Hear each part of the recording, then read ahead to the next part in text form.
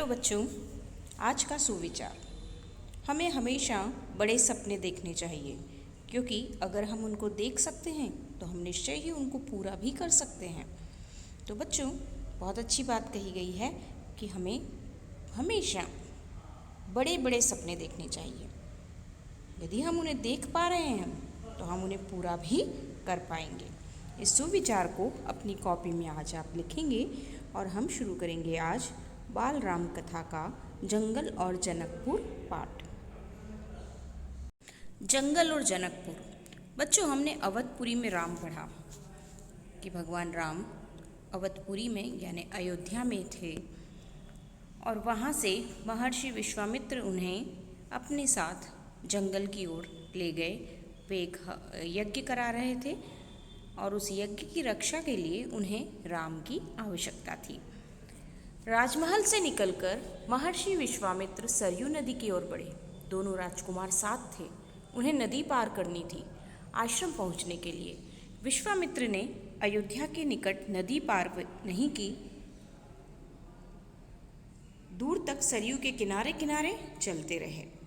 दक्षिणी तट पर, उसी तट पर जिस पर अयोध्या नगरी थी, वे चलते रहे। नदी के घुमाव के साथ साथ राजमहल पीछे छूट गया, उसकी आखिरी बस्ती भी निकल गई। चलते चलते एक तीखा मोड़ आया तो सब कुछ दृष्टि से ओझल हो गया। राम और लक्ष्मण ने एक बार भी पीछे मुड़कर नहीं देखा। उनकी नज़र सामने थी, महर्षि विश्वामित्र के सधे कदमों की ओर। सूरज की चमक धीमी पड़ने लगी, शाम होने को आई। राजकुमारों के चेहरों पर थकान का कोई चिन्ह नहीं था, उत्साह था। वे दिन भर पैदल चले थे और चलने को तैयार थे।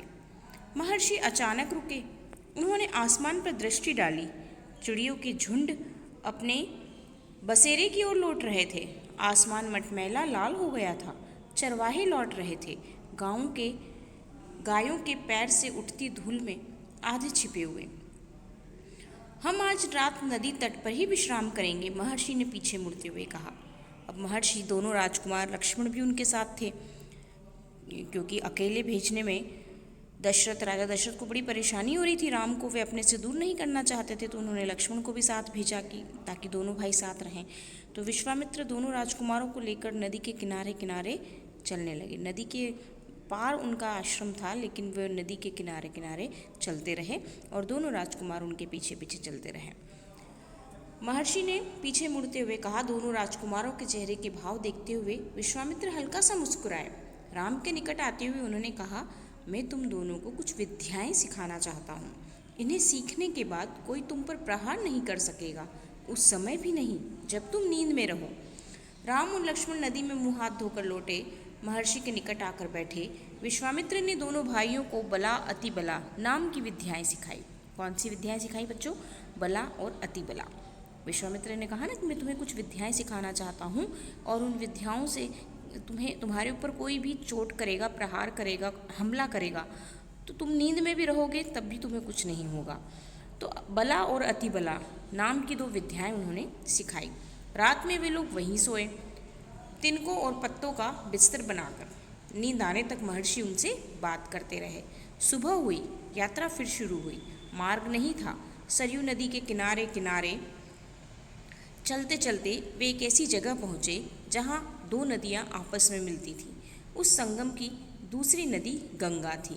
महर्षि अब भी आगे चल रहे थे, तो सरयू और गंगा का संगम था वो। लेकिन एक अंतर आ गया था। राम लक्ष्मण अब दूरी बनाकर नहीं चलते थे, महर्षि के ठीक पीछे थे, ताकि उनकी बातें ध्यान से सुन सके। रास्ते में पड़ने वाले आश्रमों के बारे में, वहाँ के लोगों के बारे में, वृक्षों वनस्पतियों के संबंध में, स्थानीय इतिहास उसमें शामिल होता था। आगे की यात्रा कठिन थी, जंगलों से होकर। उससे पहले उन्हें नदी पार करनी थी। रात में ऐसा करना महर्षि विश्वामित्र को उचित नहीं लगा। तीनों लोग वहीं रुक गए, संगम पर बने एक आश्रम में। अगली सुबह उन्होंने नाव से गंगा पार की। नदी पार जंगल था, घना दुर्गम यानी बहुत कठिन रास्ता था जिसका सूरज की किरणें धरती तक नहीं पहुंचती थी। इतना घना था कि इतने सारे वृक्ष एक दूसरे से मिले हुए थे वहाँ पर कि सूरज की किरणें भी धरती तक वहाँ जंगल में नहीं पहुँच पाती थी। वह डरावना भी था। हर ओर से झिंगुरों की आवाज़, जानवरों की दहाड़, कर्कश ध्वनियाँ। राम और लक्ष्मण को आश्वस्त करते हुए महर्षि ने कहा, ये जानवर और वनस्पतियाँ जंगल की शोभा है, इनसे कोई डर नहीं है। असली खतरा राक्षसी ताड़का से है, वह यहीं रहती है, तुम्हें वह खतरा हमेशा के लिए मिटा देना है। ताड़का के डर से कोई उस वन में नहीं आता था, जो भी आता ताड़का उसे मार डालती, अचानक आक्रमण कर देती। उसका डर इतना था कि उस सुंदर वन का नाम ताड़का वन पड़ गया था। क्या नाम हो गया था सुंदर वन का? ताड़का वन। राम ने महर्षि की आज्ञा मान ली, धनुष पर प्रत्यंचा चढ़ाई। प्रत्यंचा होती है ना, डोरी जो होती है धनुष की, और उसे एक बार खींच कर छोड़ा। इतना ताड़का को क्रोधित करने के लिए बहुत था। टंकार सुनते ही क्रोध से बिलबिलाई ताड़का गरजती हुई राम की ओर दौड़ी। दो बालकों को देखकर उसका क्रोध और भड़क गया। जंगल में जैसे तूफान आ गया। विशालकाय पेड़ कांप उठे, पत्ते टूटकर इधर उधर उड़ने लगे। धूल का घना बादल छा गया, उसमें कुछ दिखाई नहीं पड़ता था। फिर ताड़का ने पत्थर बरसाने शुरू कर दिए। राम ने उस पर बाण चलाए, लक्ष्मण ने भी निशाना साधा। ताड़का बाणों से घिर गई। राम का एक बाण उसके हृदय में लगा, वह गिर पड़ी, फिर नहीं उठ पाई। विश्वामित्र बहुत प्रसन्न हुए, उन्होंने राम को गले लगा लिया। उन्होंने दोनों राजकुमारों को 100 तरह के नए अस्त्र शस्त्र दिए, उनका प्रयोग करने की विधि बताई, उनका महत्व समझाया। महर्षि का आश्रम वहां से अधिक दूर नहीं था, लेकिन तब तक रात हो चली थी। विश्वामित्र ने वह दूरी अगले दिन तय करने का निर्णय लिया। ताड़का मर चुकी थी, उसका भय नहीं था। तीनों ने रात वहीं बिताई, ताड़का वन में, जो अब पूरी तरह भयमुक्त था। सुबह जंगल बदला हुआ था, अब वह ताड़का वन नहीं था, क्योंकि ताड़का नहीं थी। भयानक आवाज़ें गायब हो चुकी थी, पत्तों से गुजरती हवा थी, उसके सरसराहट का संगीत था, चिड़ियों की चहचहाट थी, शांति थी। तस्वीर बदल गई थी। ताड़का के मरने के बाद उस पूरे जंगल का रूप ही बदल गया था, दृश्य ही बदल गया था। सिद्धाश्रम का अंतिम पड़ाव था महर्षि का आश्रम। रास्ता छोटा भी था, मनोहारी भी। प्राकृतिक सौंदर्य का आनंद लेते तीनों लोग जल्दी ही आश्रम पहुंच गए। आश्रम वासियों ने उनकी अगवानी की, अभिनंदन किया, उनकी प्रसन्नता दुगनी हो गई थी। महर्षि विश्वामित्र के आश्रम लौटने की खुशी, राम लक्ष्मण के आगमन का सुख। विश्वामित्र यज्ञ की तैयारियों में लग गए। अनुष्ठान प्रारंभ हुआ। आश्रम की रक्षा की जिम्मेदारी राम लक्ष्मण को सौंपकर महर्षि आश्वस्त थे। अनुष्ठान अपने अंतिम चरण में था, पूरा होने वाला ही था कुछ ही दिनों में। 5 दिन तक सब ठीक ठाक चलता रहा, शांति से, निर्विघ्न, यानी बिना किसी रुकावट के। लगता था कि राजकुमारों की उपस्थिति ने ही राक्षसों को भगा दिया है। राम और लक्ष्मण ने यज्ञ पूरा होने तक न सोने का निर्णय किया। वे लगातार जागते रहे, चौकस रहे, कमर में तलवार, पीठ पर तुड़ीर, हाथ में धनुष, प्रत्यंचा चढ़ी हुई, हर स्थिति के लिए तैयार। अनुष्ठान का अंतिम दिन, अचानक भयानक आवाज़ों से आसमान भर गया। सुबाहु और मारीच ने राक्षसों के दल बल के साथ आश्रम पर धावा बोल दिया। मारीच क्रोधित था, यज्ञ के अलावा भी इस बात से भी कि राम लक्ष्मण ने उसकी माँ को मारा था, ताड़का को। मारीच किसका पुत्र था? ताड़का का पुत्र, है ना। राम ने राक्षसों का हमला होते ही कार्रवाई की, धनुष उठाया और मारीच को निशाना बनाया। मारीच बाण लगते ही मूर्छित हो गया, मूर्छित यानी बेहोश हो गया। बाण के वेग से बहुत दूर जा गिरा, समुद्र के किनारे। वह मरा नहीं, जब होश आया तो उठकर दक्षिण दिशा की ओर भाग गया। राम का दूसरा बाण सुबाहु को लगा, उसके प्राण वहीं निकल गए। सुबाहु के मरने पर राक्षस सेना में भगदड़ मच गई। वे चीखते चिल्लाते भागे। कुछ लक्ष्मण के बाणों का शिकार हुए, अन्य जान बचाकर भाग खड़े हुए। महर्षि विश्वामित्र का अनुष्ठान संपन्न हुआ। राम ने महर्षि को प्रणाम करते हुए पूछा, अब हमारे लिए क्या आज्ञा है मुनिवर? महर्षि ने राम को गले लगाया और कहा, हम लोग यहाँ से मिथिला जाएंगे, महाराज जनक के यहाँ, विदेहराज के दरबार में। मैं चाहता हूँ तुम दोनों मेरे साथ चलो, उनके आयोजन में हिस्सा लेने। महाराज के पास एक अद्भुत शिव धनुष है, तुम भी उसे देखो। राम और लक्ष्मण अगली यात्रा को लेकर उत्साहित थे। नए स्थान को देखने और जानने का अवसर। सोन नदी पार कर विश्वामित्र मिथिला की सीमा के पास पहुँचे, अपने शिष्यों और राजकुमारों के साथ। वे गौतम ऋषि के आश्रम से होते हुए नगर में पहुँचे। राजा जनक ने महल से बाहर आकर विश्वामित्र का स्वागत किया। तभी उनकी दृष्टि राजकुमारों पर पड़ी। विदेहराज चकित रह गए। वे स्वयं को रोक नहीं पाए। महर्षि से पूछा, ये सुंदर राजकुमार कौन है? मैं इनके आकर्षण से खिंचता चला जा रहा हूँ। वे राम और लक्ष्मण हैं, महाराज दशरथ के पुत्र। मैं इन्हें अपने साथ लाया हूँ आपका अद्भुत धनुष दिखाने। विदेहराज ने महर्षि, उनके शिष्यों और राजकुमारों के ठहरने की व्यवस्था की एक सुंदर उद्यान में। अगले दिन सभी आमंत्रित लोग, ऋषि मुनि और राजकुमार यज्ञशाला में उपस्थित हुए। वहां महर्षि ने फिर धनुष का उल्लेख किया। महाराज जनक ने अपने अनुचरों को आज्ञा दी, शिव धनुष को यज्ञशाला में लाया जाए। शिव धनुष सचमुच विशाल था। लोहे की पेटी में रखा हुआ था। पेटी में पहिए लगे हुए थे, 8 पहिए। उसे उठाना, कितने पहिए थे? 8 पहिए। उसे उठाना लगभग असंभव था। पहियों के सहारे खिसकाकर उसे एक से दूसरी जगह ले जाया जाता था। शिव धनुष बहुत ही विशाल था और बहुत अत्यधिक आकर्षक था। लोहे की एक बड़ी पेटी में रखा हुआ था और उस पेटी में 8 पहिए लगे हुए थे।